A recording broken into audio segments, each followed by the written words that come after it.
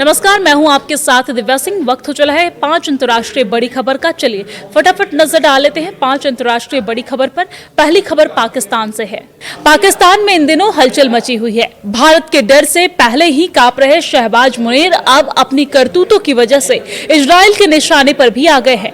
पाकिस्तान को डर लग रहा है कि नेतन्याहू किसी न किसी तरीके से अटैक की प्लानिंग कर रहे हैं।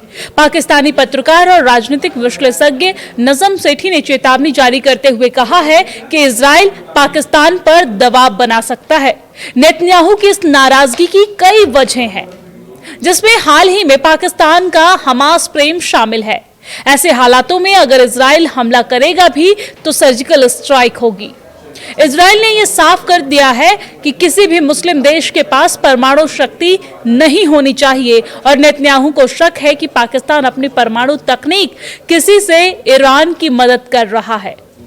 ईरान का मकसद इजराइल को मिटाना है और ऐसे में इजराइल पाकिस्तान को प्रॉक्सी दुश्मन मान सकता है। इसके अलावा बीते दिनों पाकिस्तान समर्थित लश्कर-ए-तैयबा और जैश-ए-मोहम्मद जैसे आतंकी संगठनों में हमास की मौजूदगी साफ देखी गई है। Middle east media research institute यानी कि MEMRI की रिपोर्ट के मुताबिक हमास का कमांडर नाजी जहीर कई बार पाकिस्तान के दौरे पर जा चुका है और यहाँ के आतंकी संगठनों से जुड़े इवेंट्स में चीफ गेस्ट बनते हुए दिखाई भी दे चुका है और यह करतूत भी नेतन्याहू तक पहुंच चुकी है, जो पहले ही हमास या उसकी मदद करने वालों को नेस्तनाबूद करने की कसम खा चुके हैं। इन हालातों को देखते हुए अगर इजराइल पाकिस्तान पर सर्जिकल स्ट्राइक करने का फैसला करता है तो नेतन्याहू सर्जिकल प्रेसिजन और तकनीक श्रेष्ठता का इस्तेमाल करेंगे। इजराइल के ईरान पर हालिया ऑपरेशन को देखें तो सर्जिकल स्ट्राइक का ब्लूप्रिंट कुछ इस तरीके से हो सकता है, जिसका विवरण मैं आपको बताने जा रही हूँ। दरअसल नेतन्याहू पाकिस्तान में चुपचाप अपनी स्पेशल फोर्स भी भेज सकते हैं, जिसमें खुफिया एजेंसी मोसाद की मदद ली जा सकती है। अगर टारगेट कोई परमाणु केंद्र जैसे कि कहूटा या फिर हाई प्रोफाइल व्यक्ति है तो इजराइल सायरेट मटकल जैसे कमांडो यूनिट को काम पर लगा सकते हैं। ये कमांडो पनडुब्बियों या छोटे ड्रोन्स के जरिए रात के अंधेरे में पाकिस्तानी सीमा में घुस सकते हैं। वो बम गिराने के बजाय महत्वपूर्ण उपकरणों में विस्फोटक लगाकर या उन्हें हैक करके नष्ट कर सकते हैं। वहीं दूसरी खबर अब ईरान अमेरिका के बीच तनाव को लेकर है। अमेरिका के राष्ट्रपति डोनाल्ड ट्रंप ने बुधवार को दावा किया कि ईरान में जारी हत्याएं अब रुक रही है और वहां किसी भी प्रदर्शनकारी को फांसी देने की कोई योजना नहीं है। ट्रंप ने कहा कि उन्हें यह जानकारी बेहद भरोसेमंद सूत्रों से मिली है। हालांकि उन्होंने ये भी जोड़ा कि सच्चाई की पूरी तस्वीर जल्द ही साफ हो जाएगी। ट्रंप का ये बयान ऐसे समय में आया है जब ईरान में सरकार विरोधी प्रदर्शनों पर लगातार कार्रवाई की जा रही है और दुनिया भर में चिंता बढ़ती जा रही है। कई मानवाधिकार संगठनों का कहना है कि बीते कुछ हफ्ते में हजारों लोगों की जान जा चुकी है और हजारों को गिरफ्तार किया गया है। पश्चिमी देशों ने ईरान को चेतावनी दी है कि अगर प्रदर्शनकारियों को फांसी दी गई तो इसके गंभीर नतीजे होंगे। ये चेतावनी दरअसल तब आई है जब खबर मिली कि अमेरिका ने मध्य पूर्व में मौजूद अपने कुछ सैन्य ठिकानों से कर्मियों को हटाना शुरू कर दिया है। अमेरिकी अधिकारियों का कहना है कि ये कदम सिर्फ एहतियात के तौर पर उठाया गया है। ईरान की ओर से पहले ही चेतावनी दी जा चुकी है कि अगर अमेरिका ने हमला किया तो आसपास के देशों में मौजूद अमेरिकी सैन्य अड्डे निशाने पर होंगे।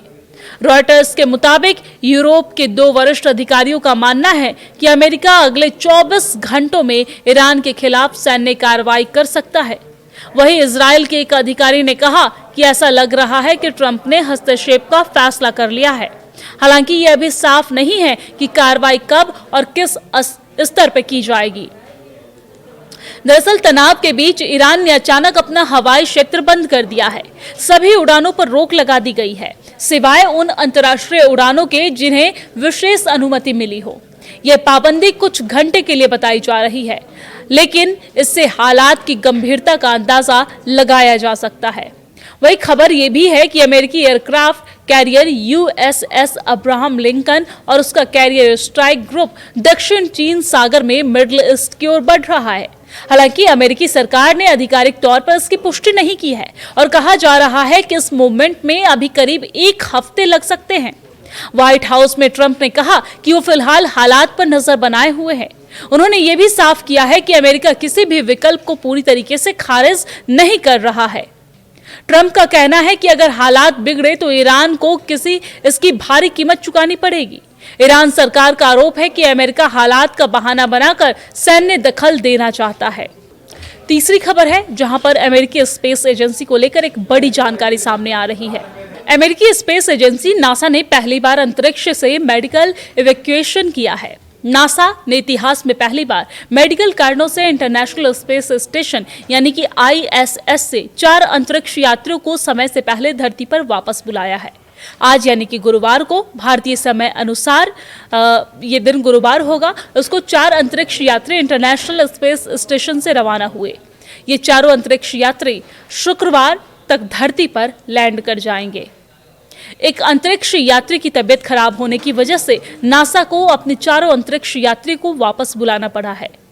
दरअसल समाचार एजेंसी के मुताबिक चारों अंतरिक्ष यात्री स्पेस एक्स के कैप्सूल में ISIS यानी कि इंटरनेशनल स्पेस स्टेशन से रवाना हुए। इसमें अमेरिका, रूस और जापान के अंतरिक्ष यात्री शामिल हैं। इन चारों अंतरिक्ष यात्रियों की लैंडिंग कैलिफोर्निया के पास प्रशांत महासागर में शुक्रवार को होगी।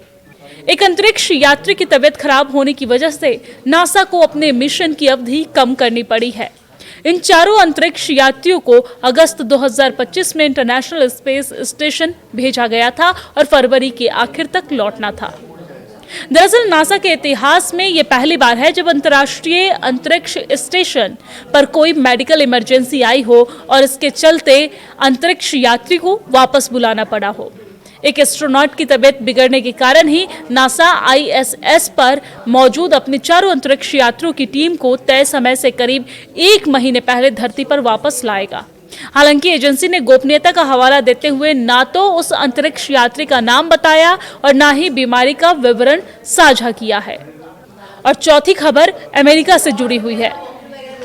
ईरान अमेरिका के बीच तनाव चरम पर है। कब युद्ध छिड़ जाए कुछ कहा नहीं जा सकता है। ईरान में विरोध प्रदर्शन जारी है। रजा पहलवी लगातार प्रदर्शनकारियों को उकसा रहे हैं और इस बीच ईरान में एक बड़ा ट्विस्ट आया है। दरअसल ईरान में प्रदर्शनकारियों की फांसी रुक गई है। खुद अमेरिकी राष्ट्रपति डोनाल्ड ट्रंप ने यह दावा किया है कि ट्रंप के मुताबिक उन्हें भरोसेमंद सूत्रों से पता चला है कि ईरान में हत्याएं रुक गई है और प्रदर्शनकारियों को फांसी देने की कोई योजना फिलहाल नहीं है। इतना ही नहीं, खुद ईरान के विदेश मंत्री अब्बास अरागची ने भी इसकी पुष्टि की है। हालांकि उन्होंने ट्रंप की बात से अलग थोड़ा कहा कि फांसी की तो कोई योजना ही नहीं थी। दरअसल ये बात कही जा रही थी कि ईरान एक प्रदर्शनकारी को फांसी पर लटकाने वाला है और इसे लेकर अमेरिका ने सख्त चेतावनी दी थी। डोनाल्ड ट्रंप ने कहा कि अगर ईरान प्रदर्शनकारी को फांसी पर लटकाता है तो अमेरिका अटैक करेगा। अब सवाल यह है कि क्या ये ट्रंप की सख्त चेतावनी का असर है या फिर ईरान की रणनीति में कोई बदलाव है। बहरहाल ईरान के प्रदर्शनों में अब तक हजारों की मौतें हो चुकी है।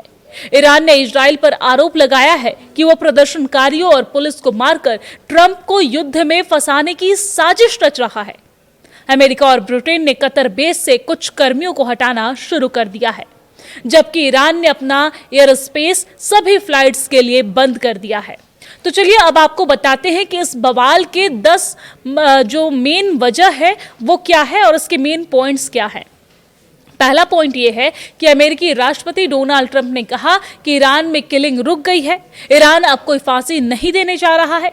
उन्होंने कहा कि आज कई लोगों को फांसी दी जानी थी, लेकिन अब ऐसा नहीं होगा। अमेरिका ने ईरान को फांसी की सजा देने पर हमले की चेतावनी दी थी। दूसरा पॉइंट यह है कि अमेरिकी राष्ट्रपति डोनाल्ड ट्रंप के दावे पर ईरानी विदेश मंत्री अरागची का बयान सामने आया है। मीडिया को एक इंटरव्यू में उन्होंने कहा है कि मुहर लगाई कि फांसी बिल्कुल बाहर की बात है, ऐसी कोई योजना ही नहीं थी। और तीसरा पॉइंट यह है कि 23 वर्षीय प्रदर्शनकारी इरफान सुल्तानी को पिछले हफ्ते गिरफ्तार किया गया था। ईरान में आज उसकी फांसी की आशंका थी। परिवार के सदस्यों ने पुष्टि की कि आज फांसी नहीं दी गई है। ट्रंप ने इसे सीधे जोड़ते हुए कहा है कि अमेरिका की चेतावनी का असर पड़ा। और चलिए अब 5वीं खबर पर नजर डाल लेते हैं। ऑपरेशन सिंदूर से पूरी तरीके से टूट चुके पाकिस्तान के दो आतंकी संगठन लश्कर-ए-तैयबा और जैश-ए-मोहम्मद गठबंधन कर सकते हैं। खुफिया एजेंसी की माने तो इसी कड़ी में लश्कर के शीर्ष आतंकवादियों को जैश के गढ़ में देखा गया है। मंगलवार को बहावलपुर के एक बड़े मदरसे में लश्कर के सभी टॉप आतंकी जमा हुए थे। बहावलपुर को जैश का गढ़ माना जाता है। यहीं पर जैश के सरगना मसूद अजहर का मुख्य कैंप है। सूत्रों के मुताबिक बहावलपुर में जो मीटिंग हुई है, इस मीटिंग में लश्कर के टॉप अधिकारी हाफिज सईद का बेटा तल्लाह सईद, लश्कर का डिप्टी चीफ सैफुल्लाह कसूरी और हफीज अब्दुल रऊफ मौजूद था। इस मीटिंग के बाद खुफिया एजेंसी अलर्ट मोड पर है। सूत्र बताते हैं कि लश्कर के आतंकवादियों की मुलाकात जैश के आतंकियों से हुई थी। हालांकि इसकी तस्वीरें अभी तक सामने नहीं आई है। सूत्रों का यह भी कहना है कि जैश सरगना मौलाना मसूद अजहर और उसका डिप्टी रऊफ असगर भारत में आतंकी हमलों की प्लानिंग और संचालन कर रहा है। एजेंसियों ने आशंका जताई है कि आने वाले समय में जैश आईईडी हमला कर सकता है। खुफिया एजेंसियों ने जैश-ए-मोहम्मद की एक बड़ी आतंकी साजिश को लेकर चेतावनी दी है। एजेंसियों का कहना है कि जैश के अल-कायदा, तालिबान और हक्कानी नेटवर्क से मजबूत संबंध है और ये संगठन मिलकर आईईडी हमले की योजना बनाते हैं। रिपोर्ट में बताया गया है कि जैश कमांडर मोहम्मद मुस्तादिक और मसूद कश्मीरी कश्मीर में मौजूद आतंकियों को हमलों के निर्देश दे रहे हैं। मोहम्मद मुस्तादिक सीमा पार से जैश के आतंकियों को भारत में घुसपैठ कराने का काम भी कर रहा है। वही मसूद इलियास कश्मीरी उर्फ अबू मोहम्मद जैश का अमीर है। वो पाकिस्तान की युवाओं की भर्ती कर उन्हें जैश में शामिल कर रहा है और प्रशिक्षण के लिए आतंकी कैंपों में भेजा जा रहा है।